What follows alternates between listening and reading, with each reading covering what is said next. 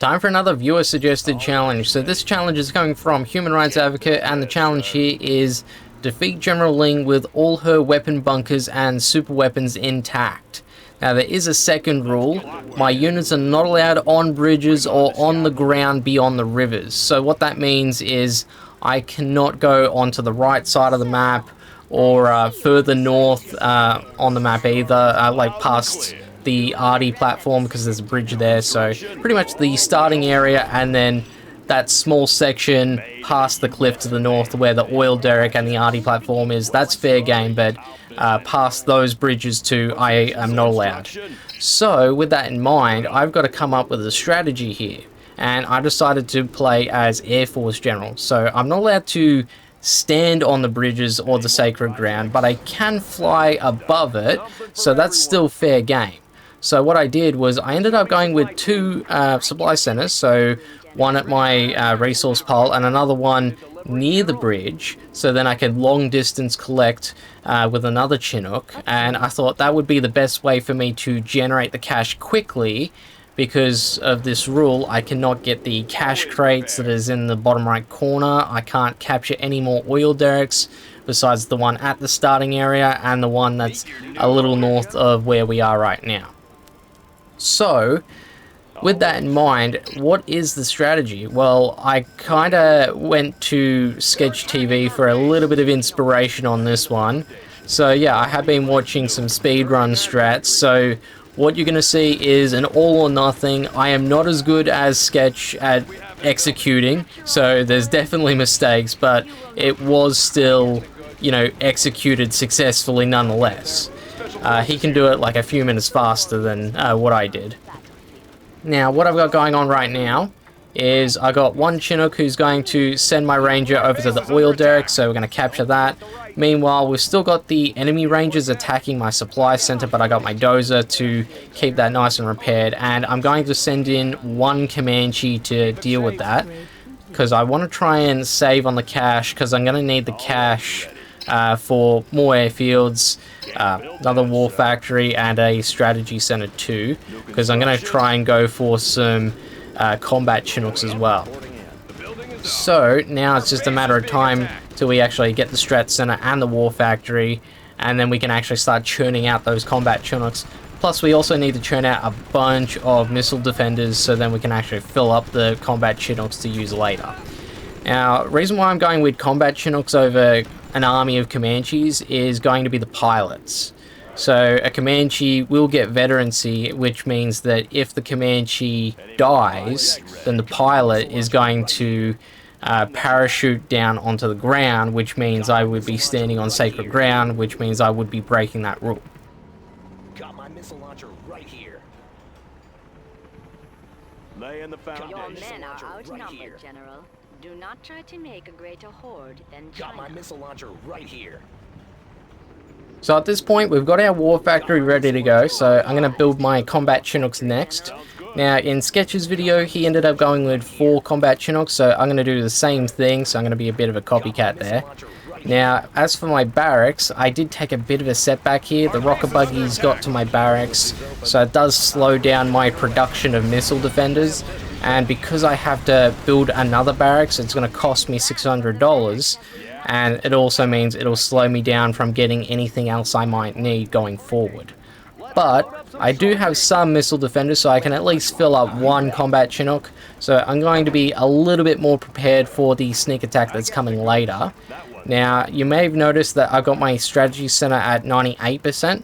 And reason why I've left it at 98% is because if you fully construct a tech building, I think it's before like the 8-minute mark, then it means that the sneak attack will come early, and the sneak attack is going to have an overlord, paladin tanks, dragon tanks, just more than what you would find if you got a sneak attack after the 8-minute mark. Because after the 8-minute mark, you would get a sneak attack with like 4 or so tank hunters and a Gatling tank, and that's it. So that's why I'm leaving it at 98%, just so I don't have to worry about the extra tanks until I'm prepared with enough combat Chinooks to deal with that threat too. Got my missile launcher right here. Laying the foundation. Got my missile launcher right here. So at this point, I fully constructed my strategy center, so I got my combat Chinooks involved to deal with the threat. I thought 2 would be enough to deal with all of those extra tanks, plus those tank hunters and the Gatling tank that would originally pop out of the sneak attack. So that's going to be no problem. And because I got my strategy center built, it means I can build all the things that would go with the strat center. So I could build any of the upgrades, I could build Aurora bombers, I could build particle cannons, supply drop zones, you name it, but I want to go for Aurora bombers. So I'm going to hotkey each of my Aurora bombers individually. So I'm going to have a whole bunch of them that I can go 1, 2, 3, 4, 5, 6, 7, and I can use those guys to attack whatever target that I'm going to aim for. So, right now, all we've got to do is wait on the rest of our missile defenders to get built. We did get attacked by the bunker licks, but I decided to intervene with my combat Chinooks. Took a little bit of damage there because I moved them in the wrong way, but that's fine. As long as they're alive, I can actually get them repaired at the airfield anyway, and I've got plenty of time before I'm going to make my move anyway, so they're all going to be fully healed by the time I do make my move. Now, I ended up getting the carpet bomb general power, which you would get from the strategy center. So you got to have a strat center built in order to use that. And I'm not going to use it yet. I want to use that later on for when I do my big move. We will match your planes in the air, General. Your superiority will be only in your mind. Roger that. Pushing the envelope.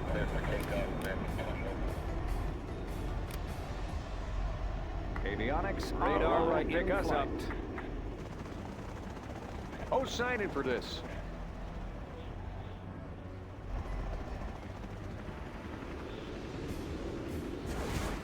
Our base is being attacked. Serving our country. I get the goods. Something for everyone.